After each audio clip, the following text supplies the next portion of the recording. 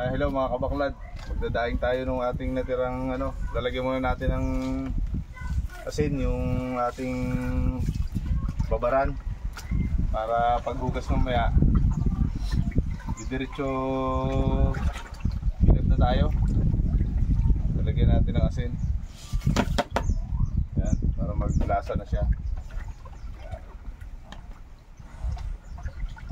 Tubig dagat nga pala mga kabaklad yung ating nilagay dyan para hindi hindi maano sa pag ng asin. Yan, ganyan lang mga kabaklad dyan. Yan. Tanggalin mo lang yun, hugasan mo dito.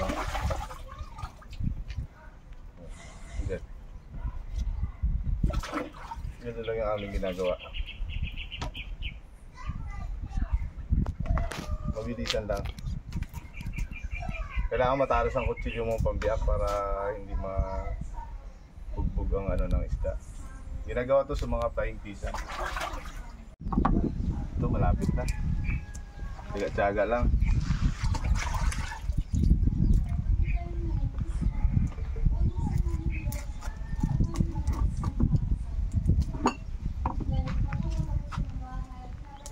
Sila kasing medyo ang ating paggawa nito. Pag diretso natin ibibilad mamaya, gawa ng sayang init tsaka magandang init. Isang araw na naman to, tuyo na to. Sayang din.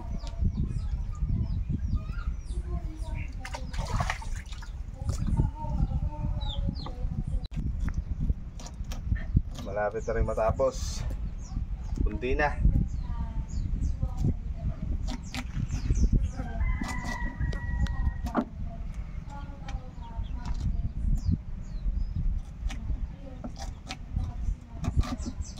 Hindi na rin magpaupa sa tabok daing ng flying fish. Oh.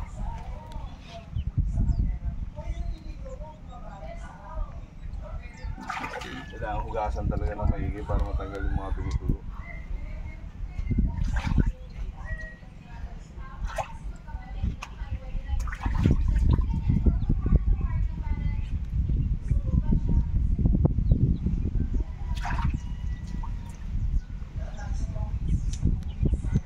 Ibilad na natin. Kunting lang naman to pag naibilad eh. Mabilis lang. Mamayang hapon pwede na iprito to. Napakadali lang yung nagsadya lang talaga ng bilaran ng ganito para wala nang balibaliktad kapag gaganto ang binibilad eh, hindi na binabaliktad.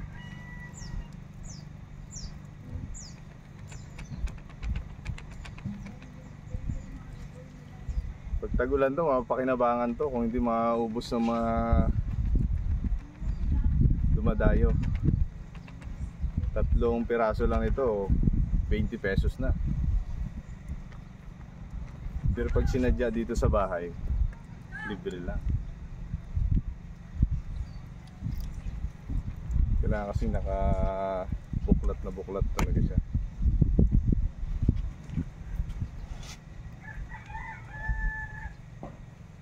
Okay.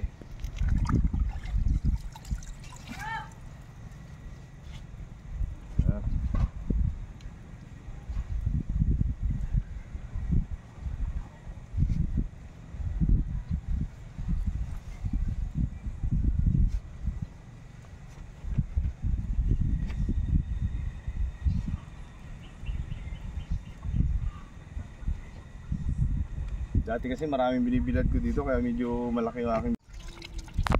Okay, malapit din. Kunti lang naman ang ating ngayon. Hindi katulad